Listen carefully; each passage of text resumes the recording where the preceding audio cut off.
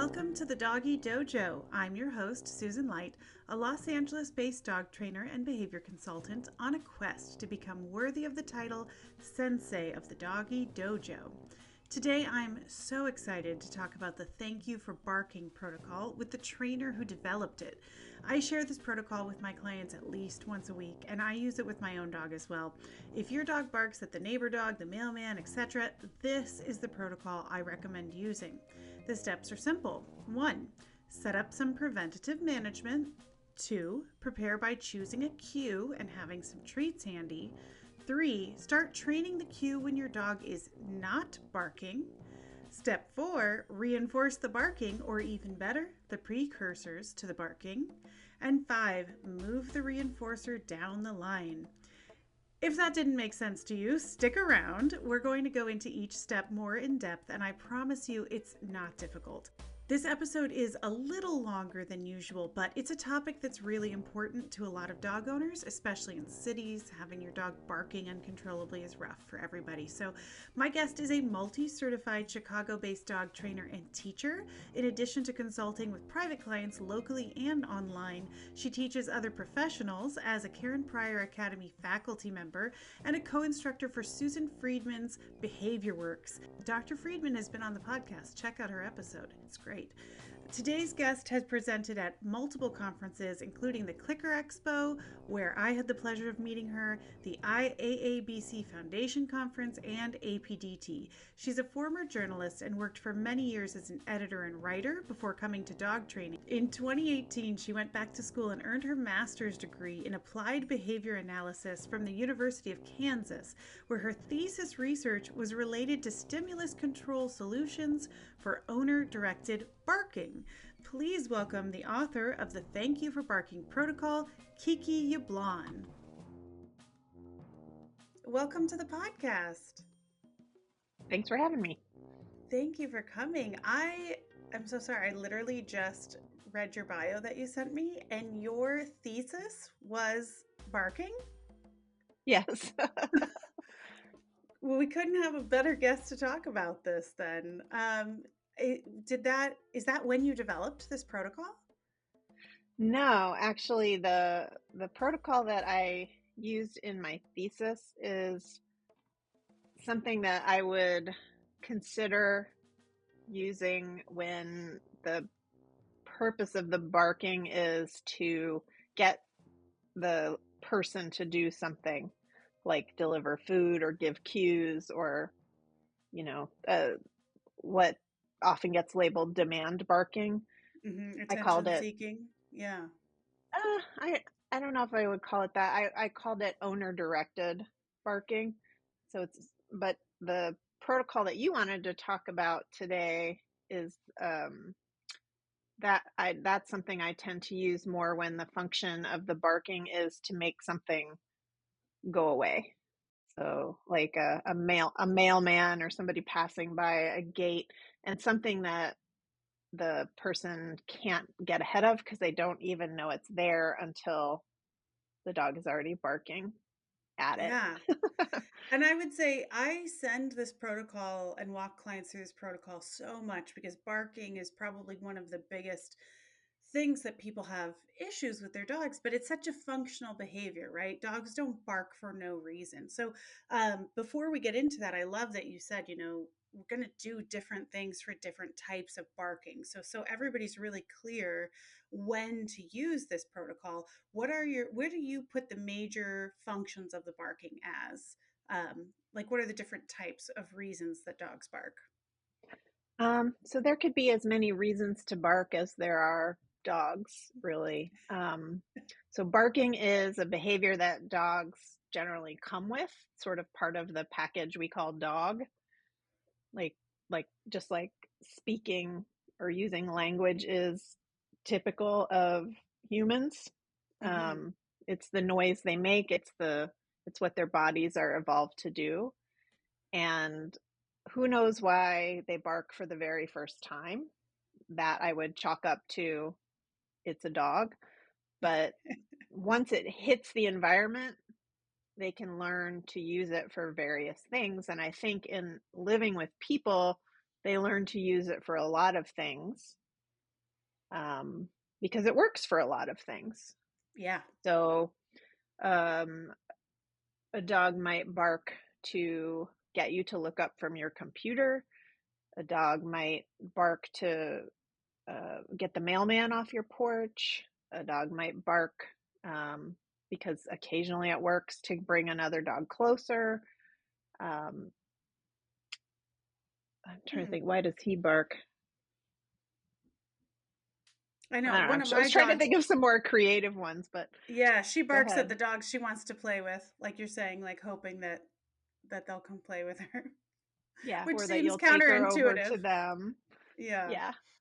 Yeah. Yeah, I think and then we tend to like lump those into categories Yeah. like demand barking or fear barking or whatever you want to call it. But what's really more useful in an individual case is to look at the specifics of that. So if you tell me your dog is demand barking, I'm going to ask, well, what are they barking to get? What are Hmm. they demanding, if you want to call it that? And when, right? Like what's the Yeah, situation? yeah. What are they getting out of barking?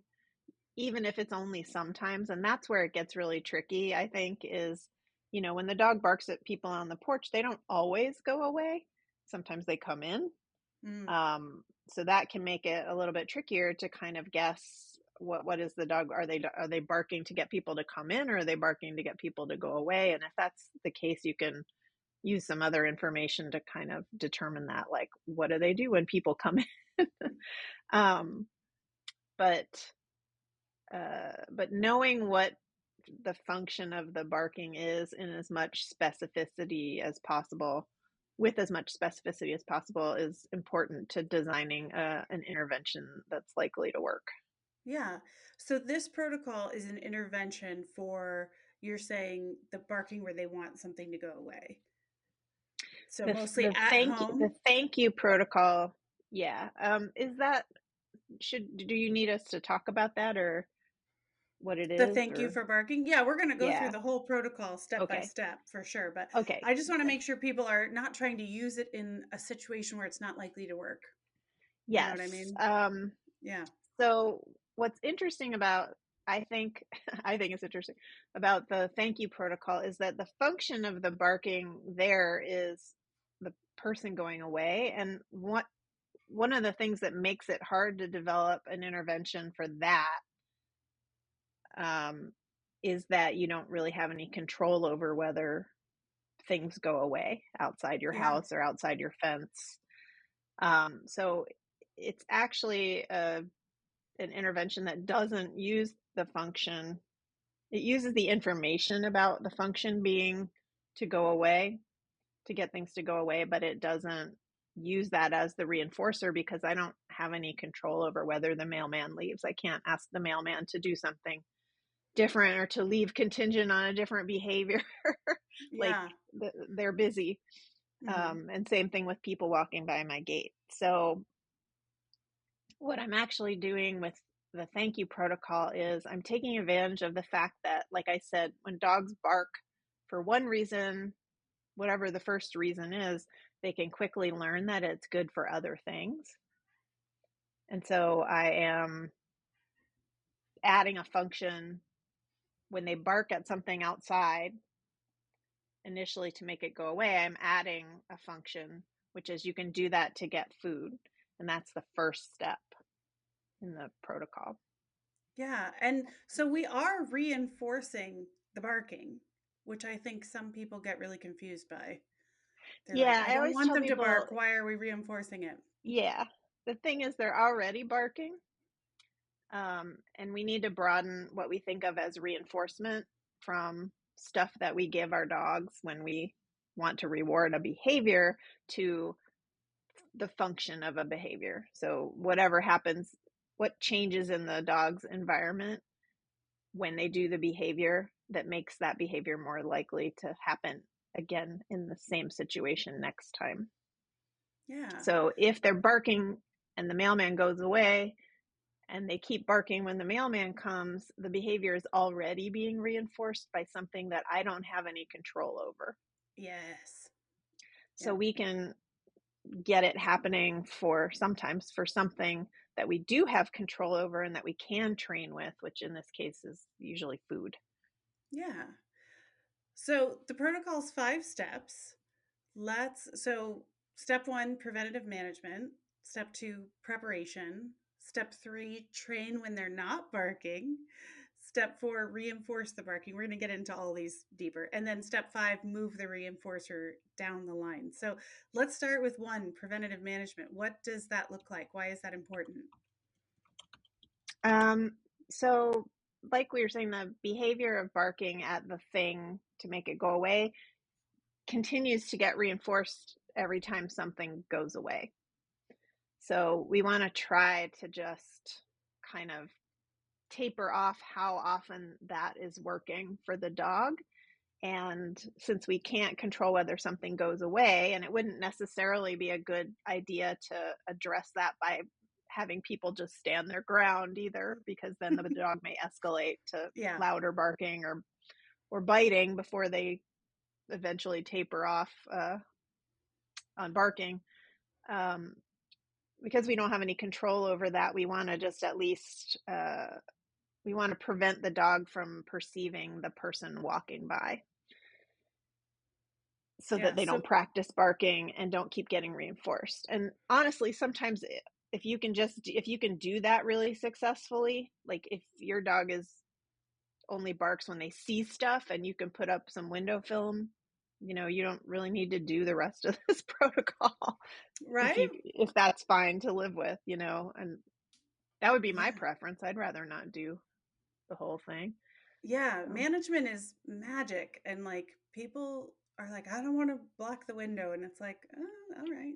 Yeah, But I understand that too. I don't know if I would want to have my blinds down all the time or put up or not be able to see like the plants in my front yard or whatever. So I empathize with that, with not wanting to put up window film. But if you're really lazy like me, you might decide it's worth it. yeah. And you can just put it halfway up maybe.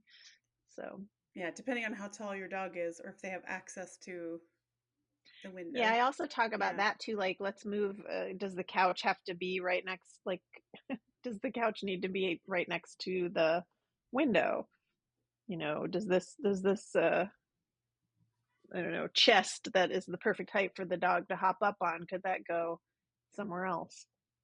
Yeah, for sure. So In we're my trying to backyard, block. we put up slats through the chain link fence. Oh, smart. Yeah, Yeah, I see a lot of that. So you're yeah, trying to block the visual access to the stimulus. And do you ever recommend like audio, like some white noise, yeah. things like that? Yeah. So if it that's where that specificity of figuring out what exactly it is that the dog is reacting to comes in. So if it's just visual, then blocking visuals is going to be good management. But if the dog is reacting to the jingle of tags or Hmm. voices in the hallway or something like that, then blocking visuals isn't gonna. It Yeah. may still help because there's often like actually a complex sequence where like the dog hears the noise and then they run to the fence and then they see the person and then they bark. Mm. Um, so it may cut down on things a little bit even to just do one or the other for Yeah, some such a dogs, good point. but yeah, like so when it's happening in like an apartment building and the issue is voices outside of a solid door that they can't see through, then I might recommend that they run like a box fan or something Yeah. near the door. I- I feel like I haven't had that much success with little white noise machines Yeah. blocking sound, but I think a box fan, I know Eileen Anderson has written about it, might make sort of a noise that's more conducive to actually masking sounds coming from outside.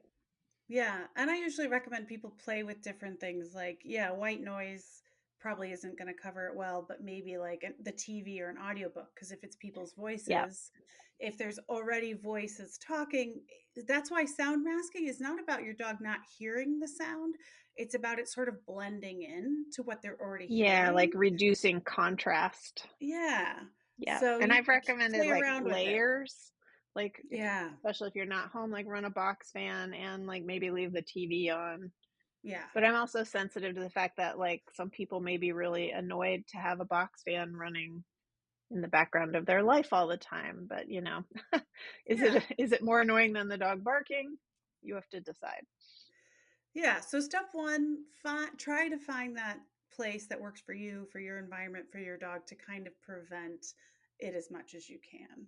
Yeah. Yeah. And then step Another two, oh, another go ahead. thing, or let me add another tip there. Like Yeah. sometimes it's about like putting a baby gate somewhere in your house so that your dog's not just hanging out in the place that they're most likely to hear stuff. Yeah. So like if all the stuff happens in the front of your house, but they don't hear it if they're in the back half of the house, like maybe putting a baby gate in between those two halves of the house when you can't supervise would be a good idea. So Absolutely. What we can always try to do is reduce intensity at least. So distance can yeah, always help, I think. yeah. Yeah, I know I put up a gate so my dogs can't run straight to the door. Um, and Hmm. it helps a little bit. Yeah. Yeah. Awesome. So step two, preparation. So you've done the preventative management, but you have decided that didn't solve my problem. They're still barking, so I still want to go through this protocol. What's your preparation for the protocol?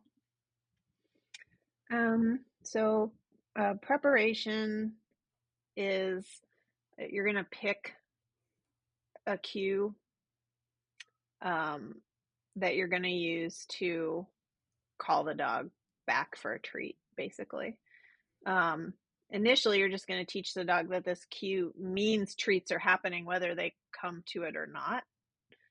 Because most dogs, if they figure out that a word predicts treats in a particular location, will start to come for it because that's how many of us teach recall, right? We just teach them come means I'm pulling treats out of my pocket in approximately 2 seconds and I'm dumping a bunch of them in front of my belt buckle, Yeah. you know?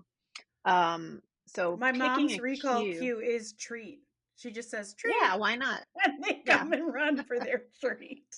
Yeah, I have a whole other blog post on like if you want reliable behaviors, make your cues reliable Oh, in terms yes. of how often they predict reinforcement because how many of us like we say our dog's name and it's like maybe 70-30, but if you crinkle a bag, oh my god.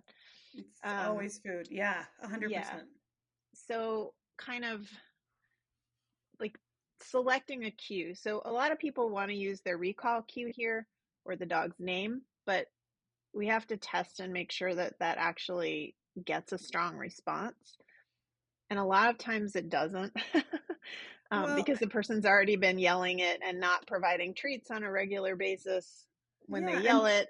and do And you yeah, want to provide treats every time you say your dog's name?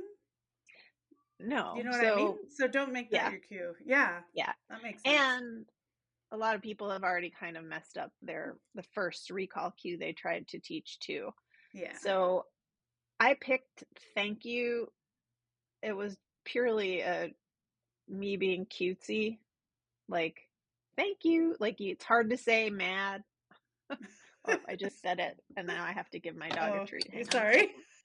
Um, and it's also like the um, it's the tone of voice too. Like if I just Yeah. say thank you to you, like in this tone of voice, he doesn't perk up. But if I say it in this sing-songy voice, he's like, oh, that's the That's for word. me. Yeah. So you have to think about all the dimensions of the cue, like Hmm. not just the words, but how you're going to say it, and you know. And then you're going to want to prepare like basically treat stations because this is a behavior that happens when you're not expecting it and you're not already training. So you're probably not going to have treats in your pocket. I mean, you might, you You might might. like, Yeah. so I did this initially with my own dog and it was, the problem was in our yard.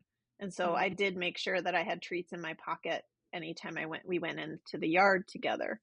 But around the house, I think it's a lot harder. So one of my favorites are these, here, I don't know if you can hear this pop top Oh, yeah. container, the Because that OXO pop tops. becomes part of the Yeah. cue almost. That sound. Yeah. Yeah, so that sound itself can be Yeah. the cue if you're close enough. Yeah. But I also also it like makes that they're a jar. plastic because I have cats and they like to knock Ah, stuff over. yes. So Yep. I don't have little glass jars of treats anyway. I have plastic jars. Yeah, and I don't want it to be something that like I have to like go get a grippy thing to help me get the lid off, or like Yeah. the pop top jar opens easily and instantly. That's kind of that company's whole deal, is like Yeah. easy accessibility. So um so yeah, and then as a bonus they click. And Yeah. then the other thing I like to do a lot of the time, although I don't always do it, is to have a target where the treats are going to go. I love this part of it. I always recommend this part of it. I think it's so Yeah. important. So it might be that you have a jar or several jars around the house, and Hmm. under the jar is like a snuffle mat or a dog bed or something that really delineates like this is where the treats are going to be. Hmm. I've also done it where it's just a treat scatter under the jar, and that has worked fine Yeah. that worked fine for that dog. But I think it can help if it's like a demarcated area, basically. So the Yeah. dog knows exactly where to head when the treats are coming out, when they hear the cue that the treats are coming. It's not like, oh, you have to figure out where the person is going to whiz this treat, or where the person is. It's you just start heading to that bed or that snuffle mat. Absolutely. And I will say you do have to be a little careful in multi-dog households. Mm-hmm. If you have any dogs that tend to resource guard, Absolutely. we don't, because basically this station means food. And so if you have a resource guarder, you're going to have to maybe come up with a different protocol. Or, Yeah. what I do then is I'll just shake it and I'll hand out the treats directly to each dog. Yes. And I've said Yeah. this too, like the location can be you, Yeah. right? If that's the most reliable place to go to figure out where you're going to get your treat when you hear the cue, that's fine. It can be in front of you. You can have a routine if you have multiple dogs where it's like we always go in this order, or everybody lines up a certain way. Yeah. It's a little more training, but it can be adjusted for a household where there are specific interdog politics to Yeah. deal with. So just keep that in mind if you have a resource guarder, that we don't want to cause a dog fight. Yeah. But I Don't throw love a food on the snuffle mat, floor in between them. right? Rah. Yeah. I love a snuffle mat for either a single dog household or where there's no guarding issues. For me, the snuffle mat's my favorite target for this. Yeah, so I like that too, and the reason I like it is that I also like so we'll talk more about this when we get there, but when the treats are delivered, I like it to take a while. So it's a Hmm. big delivery, it might be spread out, it might be in a snuffle mat, and I kind of want it to take about as long as it might take the thing outside to go away anyway. Yeah. It's really important to keep them from going back to it, right? Uh, I tell my clients, I say, we want it to be away from what where the stimulus is, which is probably the door or the window, right? So we're adding distance and giving them time, and sniffing calms dogs down. So Some it dogs. has all those things going for it. Sometimes. Yeah. Sometimes it doesn't seem to do a damn thing. But um yeah, Nice. and I will say, like, I do eventually want to. It is ideal, I think, if it can be away. But I do think for some dogs, it's really hard to leave the Mm, site or the where they can attend to that thing. And so sometimes I'll start it right there, like it's yeah. right by the window, and then gradually move it away. So I'll talk about that a little bit when we get into the part where I talk about how I developed the protocol, because that was the case with Pigeon, my previous dog. Mm. Well, let's So move to step 3, the train when they're not barking. I think a lot of people skip this step and they just want to yes, do it but if you're always in reaction mode, you're going to have a really hard time. So, talk about how to do it and why why it's so important to start when they're not barking. Yeah. So I will say that when I developed this protocol with Pigeon, I did not do this. I totally I totally did it when she was barking. And it is possible, but I'll talk about what you might need to do if you're going to be lazy like me. But ideally, you would pre-train any skills that you need, and any relationships between stimuli and behavior that you're going to need for this to work smoothly when there's something there. So, starting when your dog's not already barking and they're already kind of paying attention to you and they're in the mood for treats, you just basically stand near them so they can put this relationship together. You say the cue and then you reach for the jar and pop the top and dispense the treats in the location, or like move to the location and dispense them there. I would probably start by the location. And basically, you're just teaching your dog that you're a weird robot who says when you say a certain word in 2 seconds, you're going to dispense treats, right? Like a light goes off and that, roo, roo, and now treats are coming.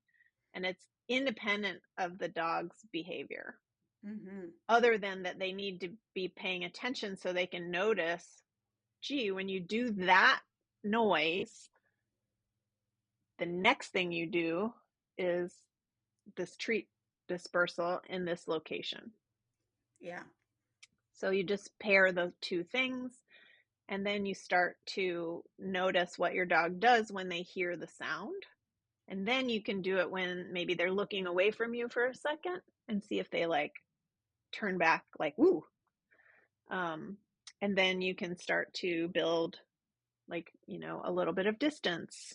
Like maybe you throw one reset treat to the front of the room, and then when they lift their head from eating, but before they've started to come back to you, you say the word again, and you just practice.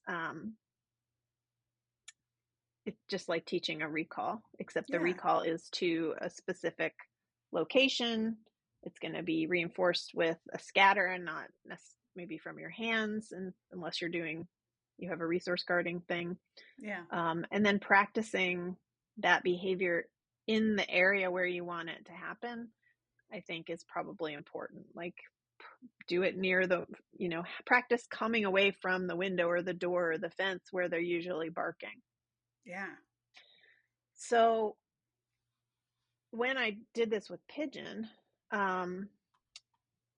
rather than pre-training her to come to me from a distance, which she actually had a recall, it just didn't work in this situation. I went to her. So she would run to the gate barking and snarling and twirling, and I just ran up, and from like 2 feet away from her, I whistled, which was the cue I was using, and then offered a bunch of chicken. Okay. And initially, like I had to keep offering the chicken until she finally like sort of turned around and was like, "What?" And then, I would follow her and I would whistle, and she would maybe like give me like a brief dirty look out of the side of her eye. Like, what do you want? And then I would produce chicken, and then over time, like it just softened up, like I would approach and she would be like, "Oh, we doing the chicken thing?" And she would start to like look at me when I approached, and that's when I added distance. But I think that's a harder way to do it. That said, I think the way that many people who live normal lives train, when you start doing this when there's a distraction there, you may have to like lower some other criteria. You may have to be closer to the dog again, so that's even with pre-training, I think you have to do that. So practicing different locations, practicing at different times of day, all when your dog's not already barking, and then practicing with like things that are distracting to your dog, but maybe not the things they would bark at. And just sort of working up to where you think you can do it when there's somebody barking. But then when you try it for the first time when they're already barking, like go closer to them. I was going to say, you're probably going to do both, right? Because ideally you're going to train this when they're not barking, but then, living your life, they're going to bark at something. And so you're going to want to probably jump in and try it. And so I love that you said that. I think they'll Yeah. eventually meet in the middle, but you'll have more progress if you put a little bit of time in when they're not barking. Yeah, if they have some experience with that cue Yeah, and before you what start follows. trying to teach it while they're very busy Yeah. doing something else, you're probably going to have an easier time. Yeah, for sure. So then so in an ideal world, you know you're ready to move on to step 4, which is trying to do it while they're barking. When you can, they're very responsive even from a distance, even with a little distraction. Yeah, that would be Yeah. your ideal goal. But like I said, probably you're gonna start it when they're barking the next time anyway, because you're really excited to try it. So Yeah. walk us through step 4, what's going to actually happen when they're barking. Yeah. So what you want to do when you're going to use it is that you want to get it in, like, again, like this is usually barking that you can't get ahead of entirely, because like with us, like we were hanging out in our backyard and the dog would like run up the gangway if somebody passed the front of the house, which I didn't notice was happening until she ran down the gangway. Right.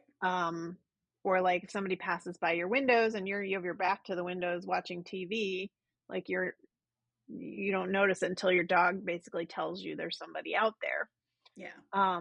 So as soon as your dog begins to react to the sound, the earlier the better. So if you can get them before they actually start running or barking, I mean, we're talking about barking, but this behavior is usually like a complex sequence. It's like perking up, like, Yeah. orienting the head, getting up, maybe standing there for a minute, staring at the front of the house, and then running and then barking, or maybe it's barking as they run. It's, it's sort of, it's not as simple as just barking. Yeah. So just get the cue in as quickly as you can in the sequence. Mm-hmm. And Right. again, So when if we say it's cue, on the alert, the yeah, thank you. thank you. Yep. Yeah. Or whatever you've chosen. Whatever your Yeah. thank you is. Yeah. So Sorry, on the do alert. do it as early as you can. If it's after a couple of barks, that's fine too. If that's as early as you can get it in, that's fine. The goal is you're going to give it as early as you can in whatever your dog's sequence is. And then if they don't respond, get closer and try again. Maybe next time think about using higher value treats. There is some balance between like the kind of treats you can keep around out of the refrigerator Yeah. in a plastic container and like what's really high value. But I usually use as high value as I can, as is shelf stable. Yeah. Um, and then you're basically interrupting the barking with this cue, and then give the treats. Whether or not they come, go ahead and do the treats, right? Because if they don't come when you say the word, that just means you need to go back to making the word really reliable for predictor of the treats. So give the treats anyway. Don't withhold the treats because your dog didn't do what you wanted. Yeah. I think it's more important that thank you continues to predict what's going to happen. Now, if what happens when you say thank you is not enough to get your dog to come away, then we have to rethink that piece. But the goal here is that so this is where people, like you were saying, start to say, well, aren't I reinforcing barking? Yeah. Like, yep, we are. We are reinforcing, however, less barking, Mm-hmm. or maybe alerting but not barking. Yeah. And this by itself is a procedure called differential reinforcement of like lower intensity or precursor behavior. So you're reinforcing the thing the dog does right before they bark, or you're reinforcing less barking, lower intensity barking, Yeah. shorter duration barking. Because for a lot of people, myself included, I don't necessarily want my dog to not bark at all if someone comes on our front porch. Yeah. I just want to be able to be like, okay, I got it, you Yep. know? Exactly. So, and then, like I said, the behavior is already being reinforced or it wouldn't be happening Yeah. all the time. Something else is reinforcing it that you don't have any control over. So what we're really doing here is reinforcing lower intensity or precursor behavior with something that we can then shape the behavior with further. Yeah. And some people stop here when they can call their dog easily off the thing, and that's totally fine. I think that's what a lot of people, like when I see people say they did the thing on the internet, like that's what they did. They got to that point and were happy with it. They got to step 4 where the dog will come Where they away can on interrupt cue. it easily. Yep. And then the barking stopped. Yeah. And to be honest, that was my initial goal when I was doing this. Like I wasn't thinking ahead to the 5th step. That kind of came to me when I got to the 4th step and started to see what was happening. One thing I would caution about is try to make sure that your dog is actually barking at something.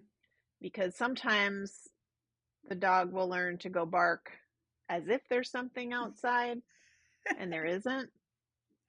And you don't want to reinforce that. You only want to reinforce barking in the presence of an actual trigger, an actual thing that the dog would normally bark at.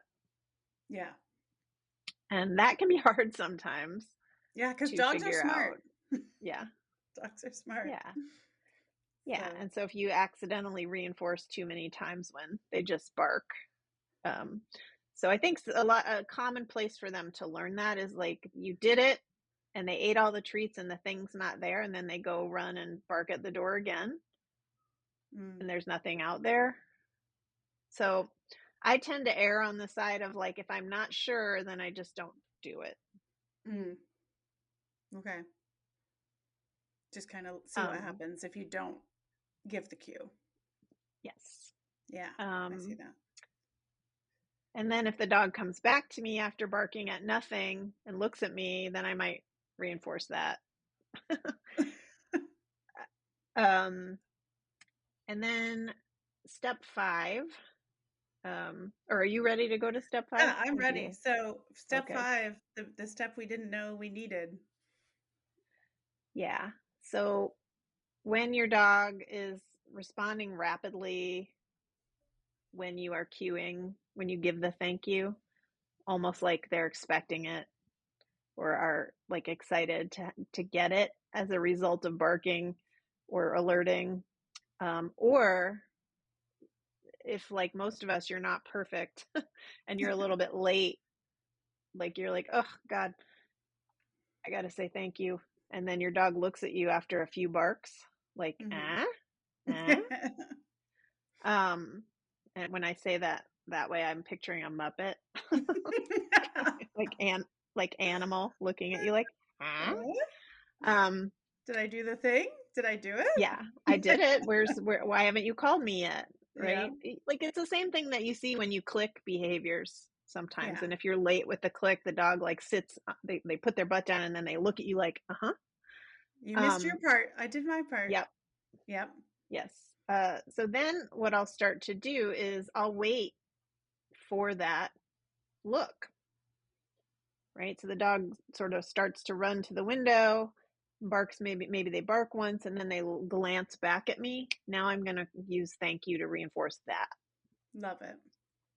So I'm pulling out the reinforcer for barking and giving it instead when the dog does the next thing. The disengage. Yeah. When he does what he anticipates the cue, the thank you, by looking back. A lot of times when you're building a chain, you don't want that.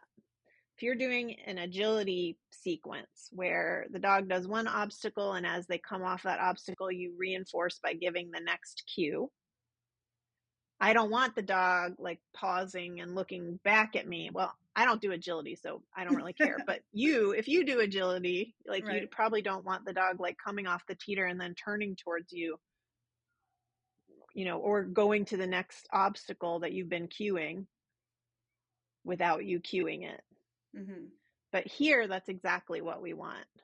Is we want the chain to start to blend together, where the dog does a couple barks and then starts to head towards the treat location, or Yeah. look at you to see if you're going to give the cue to go to the treat location. So you're going to move the reinforcer from the reinforcer being the thank you cue. You're going to move that from the barking or the alert or whatever you've been reinforcing to the anticipatory behavior of like looking back or heading towards the location or whatever you're seeing. Yeah. Because then we've got that's not losing it at these stimuli, right? They're like, oh, I know what to do. I'm going to go bark twice and then go get my snack. Yeah. And then what often happens there is that they start to kind of rush through the first piece. So they will kind of like do like a half bark or woof, and then like look at you. I remember this happening with Pigeon. This happened when I was making this protocol for her, but it also happened with her like reactivity training. Like Yeah. we did a lot of like look at that and Mm-hmm. combined like look at that, and then you get distance and a treat. So sort of a LAT bat combo.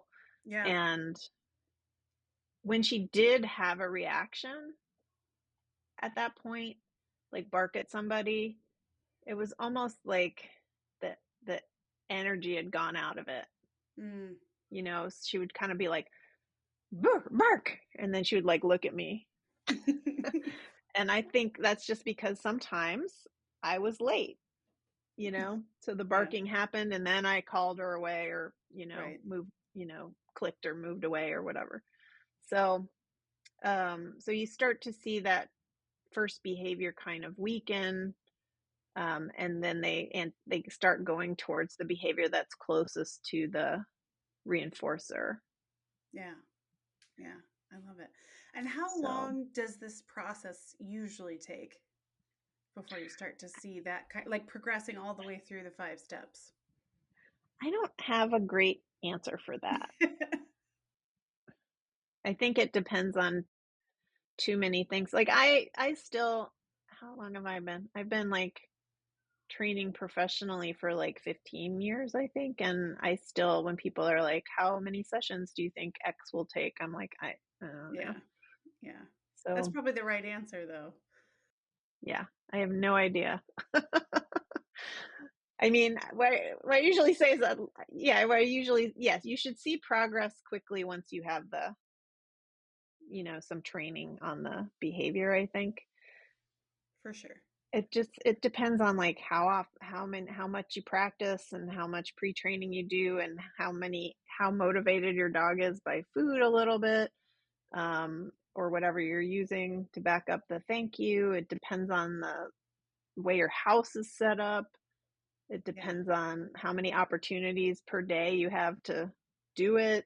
It's Yeah. just many How long they rehearsed it things. before you started intervening? Yeah, it may also Yeah. depend on like broader things like how much other training history do you have? Mm. Like how responsive is the dog to you generally, Yeah. which can be a product of like if have you done other training. So I always think about that, like when something goes really well, like I'll get a client who's been to other trainers and like they haven't maybe solved the problem that they've come to me for, but they have like learned a lot of other skills. Yeah. And I think that has to play into whether I'm able to be successful quickly. Yeah. So What are some of the biggest mistakes you see people make when they try to do this? well, I do still think it's a mistake to only do it when, I mean, it's not ideal to only do it when you're having the problem. Yeah. So not pre-training enough, being stingy with the treats, like giving the dog one treat or not very good treats. Yeah. You know, I don't want to name brands of treats that tend not to work, but like, you know, things that have like a lot of gummy filler. I feel like a lot of dogs are like, Yeah. like I'll take it if we're doing sit with no distractions, but otherwise it's not worth me Yeah. interrupting what I'm doing. Yeah. Definitely. There's some good freeze-dried, like meaty treats around that are like shelf stable for your jars Yeah. that most Yeah. dogs think are pretty tasty. Um, you know, like you said, hot dogs, cheese, chicken, those are your general high Yeah. value, but you can't really leave them in jars in your living room. Yeah. Yeah. Yeah, like jerky type treats or freeze dried treats or like those Stella and Chewy's patties were what I used with Pigeon. Mm. Um, I know there are some, you know, people may have different feelings about using freeze dried raw and stuff now, but I think you can check with the company to see how they are accounting for things like bird flu. So, Yeah. If they do a um, test and hold. yeah. Yeah, for sure. So, yeah, there's lots of possibilities. And then like I think like cheesy, there's lots of freeze-dried cheese treats and stuff that seem like they're high value for a lot of dogs. So, Yummy. but you know, it's going to depend on their dog. Yeah. I don't know that this is a mistake, but I also see that people don't go past step 4. And I do think it takes a little more observation skill and timing to do step 5. Yeah. So, I agree. It but all also takes timing. I don't think people have to do stuff that they don't need to do, you know. If they're happy with where they are on step 4, that's fine. Yeah, like you said, if you're happy on step 1, if you throw that management up and you're like, the barking's so Yeah. reduced, I'm fine, then check, win. But awesome. Yeah. I do And like this. probably not doing step 1 is also a mistake. Yes. But I think all of these, like, it depends on the dog. Like you could skip preventive management and probably still be successful if you did a lot of the other things right. But Yeah. you know, it depends on how often your dog is barking and how intense it is, and you know. Yeah. But you Lots of developed things. this whole thing because all the pieces are important to success. So Pigeon barked and ran down the gangway barking and snarling and lunging at anything that went by the front of our house, which she could see through a little chain link fence that was at the front of the house, but not the front of the yard, you know? It's like we have a little front yard. And so she was like sort of back from the street. She wasn't right up against the things on the street, but she was still running to that intermediate fence and barking and snarling. And her recall cue was completely ignored in those situations, Yeah. even though it's pretty good elsewhere. And so for her, I just committed to anytime, like, so she's not going out in the yard by herself. I will be out with her. Which is management. Yeah. Yep. I will bring high value food out with me when I am out there. So I can put some by the back door to have in my, so I can stick it in my pocket when I go outside or whatever. And then when she ran to the gate barking, like I said earlier, I followed her and I whistled, which was the cue. That was my thank you at the time. And I whistled, and then I produced food regardless of what she was doing. And I did that until when I whistled, she started to look at me in anticipation of the food, and I could interrupt the barking. And then I increased distance from her, so I didn't follow her all the way. Like I was literally like 2 feet from her when I did this initially. So then I started to stop a few more feet away, and then like the other end of the gangway, and then finally I could call her back from, like, if I just stayed in the backyard where I was, I could whistle and she would come back to get the food. And then what I noticed, and this is part of what gave me the idea for step 5 was she heard something. She would run partway down the gangway, and then she would kind of turn around halfway and like glance back at me. Because that was probably where she usually was when I whistled. So I started to, when she looked back at me, I would whistle right away and call her back. And so her little dip into the gangway got kind of shorter and shorter. Nice. Like she would just kind of like start to run and then turn around. And then I would reward that. Yeah. And then, did you do KPA? I can't remember. No, I didn't. Okay. I've been to ClickerExpo a few years, but not I didn't graduate from KPA. Okay. So the thing the dot that connected for me was this video that was actually taken, I think, at an early ClickerExpo. It's like in a hotel ballroom or something. And I also think Karen Pryor did this a lot of different times, but it's Karen Pryor herself.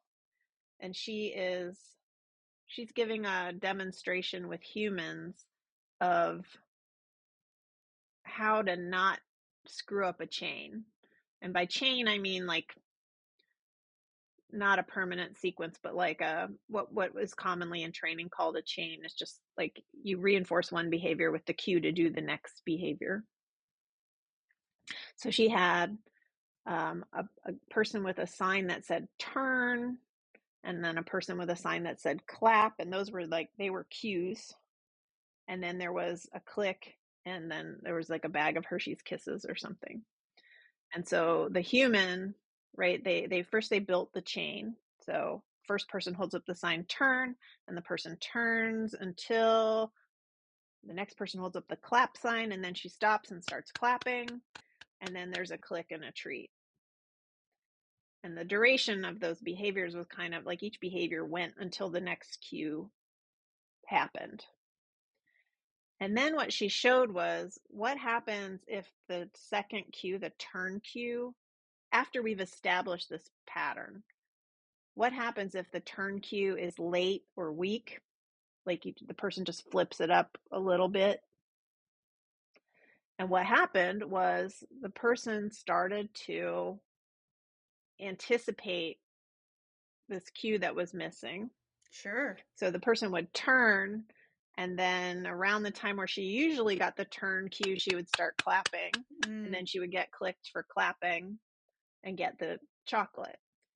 And so what happened was the turning got more and more perfunctory and shorter. And the clapping, she started clapping earlier, like while she was turning, right? So she would just turn and then start to turn a little and start to clap and then get clicked. And I sort of connected the dots, like that's what's happening with pigeon. Yeah. Is like the reinforcer, the whistle is late. And so she's just skipping ahead. And the running down the gangway and the barking is disappearing because she doesn't get to the end of the gangway. And she's just kind of doing like a perfunctory, like half turn down the gangway and then coming back to where the reinforcement happens. Yeah. And this reinforcement of the treat for her was more important than making the thing go away. The other thing I think happens is that while the dog is doing all this, the thing goes away anyway. Yeah. So it's possible that the way this works is that they learn that behavior is not necessary to make the thing go away, or that eating, coming back and eating treats is what makes the thing go away. And then there's also possibly like a classical conditioning aspect. Sure. And I see this a lot when people have like adapted this or are doing something similar that they didn't get from me at all. But like, they say, oh, you can't reinforce fear. When we feed the dog for barking, we're making them less afraid. Yeah. That feels a little fuzzy to me. Like I like the chain explanation a little bit better, but there also is always classical conditioning happening. And what happens with classical conditioning is it's related to what elicits reflexive or respondent behaviors. So drooling, heart rate, breathing, respiration, involuntary, physiological stuff. But that physiological stuff is there in part to prepare you for operant behaviors. So if you are reducing heart rate, or you're eliciting slower physiological behaviors associated with eating and digestion and stuff, that may make you less prepared to go bark intensely at the gate. So that's probably, I'm sure that's playing a role as well. Yeah. So I usually tell my clients that, we're going to work on classical conditioning to hopefully keep our dogs calm enough that they're capable of doing the things that we've taught them through operant learning. So that was a great explanation of why that works. Yeah, that's our goal. Yeah, I think, operant behavior is often what we're looking at to determine if our classical conditioning worked. But I think we also, because we're looking at operant behavior, we also have to look at what processes might be influencing operant behavior as well, besides the classical conditioning. So awesome. Thank you. I really appreciate you coming on and explaining all of that to us. Thank you for stopping by the dojo this week. This is your aspiring sensei, Susan Light, signing off. You can find me at doggydojopodcast.com, or I'm Susan Light LA on Instagram, Pinterest, and Facebook. The music was written by MacLight. You can find him at maclightsongwriter.com. If you like the show, you can support it by subscribing, sharing it with your friends, rating it, and reviewing it on Apple Podcasts. Just a reminder, this podcast is intended for educational purposes only and does not constitute advice or professional services by either the host or any of the guests. I'll be back in 2 weeks with another new episode of the Doggy Dojo.